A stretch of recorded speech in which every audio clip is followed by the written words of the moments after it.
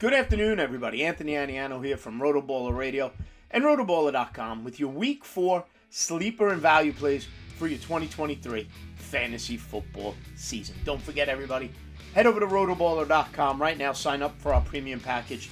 Save at checkout using the promotional code ACES, basically letting them know Anthony sent you, and take advantage of everything we have there in that NFL premium package, including team sync tools, lineup optimizers, waiver wire reports, trade analysis, you name it. RotoBaller.com has you covered.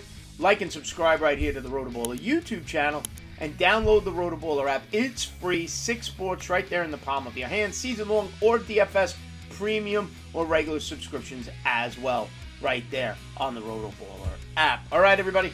Week 4 is upon us. Full disclosure, recording this on Thursday night, September 28th, before the Thursday night game.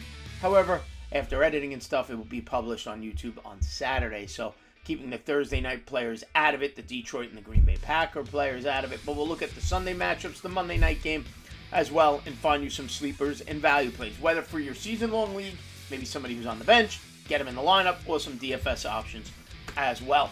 And we start at the quarterback position. And for me now, I don't know if he's a sleeper, but Brock Purdy plays, okay? And I'm using him this week against the Arizona Cardinals. On DraftKings, Brock Purdy this week is 5,900.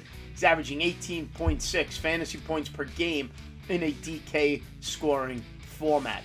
Goes against that Arizona Cardinals defense that allows 257.3 passing yards per game and allowing 25.3 fantasy points per game.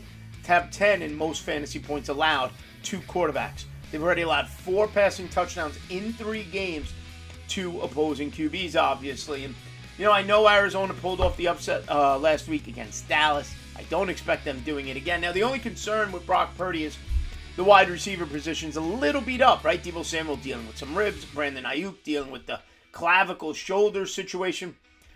I don't care. He still has McCaffrey. He still has Kittle. This is a potent offense. Okay, checkdowns all day to Christian McCaffrey is good enough to me. He's going to catch one and run one in as well. That's how good this 49er defense is. People ask me all the time, Anthony, Purdy or this guy, Purdy or that guy. The reality is I always view Brock Purdy right now as the safest play. I'm starting Brock Purdy over Justin Fields this week, in fact. So Brock Purdy is safe. In a 6-point per touchdown game, he's 20 points with his eyes shut. That's just what he is. Does he have the 35, 40-point upside that a Josh Allen or Patrick Mahomes or even Justin Fields, if he decides to run the ball, could potentially bring you? No, probably not. But at the same time, you put him in your lineup, you walk away, and at the end of the day, there's 22 points. And right now, that safety, that security is a good thing. And averaging almost 19 points per game in DraftKings formats, sign me up, Brock Purdy, at less than $6,000. At the running back position, Rashawn Johnson of the Chicago Bears, currently 4,900 on DraftKings, averaging 10.2 fantasy points per game in that DK format. Rashawn Johnson had a 50% just over a 50% work share for the Chicago snap share is the word I'm looking for, snap share for the Chicago Bears last week. Here's a newsflash. He's better than any other running back the Bears have on that roster. He is better than Khalil Herbert. Bears are starting to realize it. You're going to continue to see an increase in workload for Rashawn Johnson. And we know who he plays. He plays that Denver Bronco defense. You know that Bronco defense? That literally could stop nothing that the Miami Dolphins tried to do. Now, I'm not saying the Bears are the Dolphins because they certainly are not. However, if the Bears are smart, they will lean on that run game. Fields has been a mess. Lean on Rashawn Johnson. Run the ball down that Miami throat. That Miami defense that's allowing 177.7 rushing yards a game. They are allowing 49.7 fantasy points to opposing running backs. And I get it, a lot of that is from Achane as well as Mostert last week. They have allowed a total of 10 touchdowns to opposing running backs this season has the Denver Bronco defense. 7 rushing touchdowns, 3 receiving touchdowns to opposing running backs. And like I said, Johnson, a 51% snap share last week, more than any other running back on that Bears roster. Rashawn Johnson, $4,900 on DraftKings, 10.2 fantasy points per game. A sneaky play this week.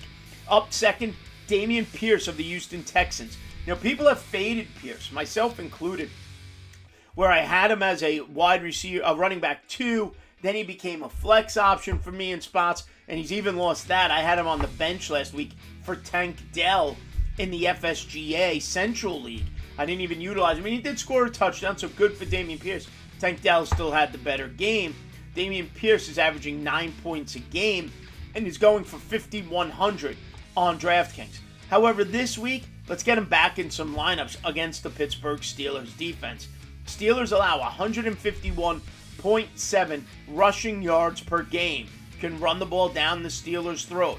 They allow 25.4 points per game in a PPR scoring format, 2 opposing running backs, and have allowed 2 rushing and 1 receiving touchdown on the season, 2 opposing running backs. This Houston Texans offense, I got to be honest, I keep saying it, does have me excited. CJ Stroud's been terrific. Tank Dell, Nico Collins, Dameon Pierce, all in lineups for you this week against the Pittsburgh Steelers.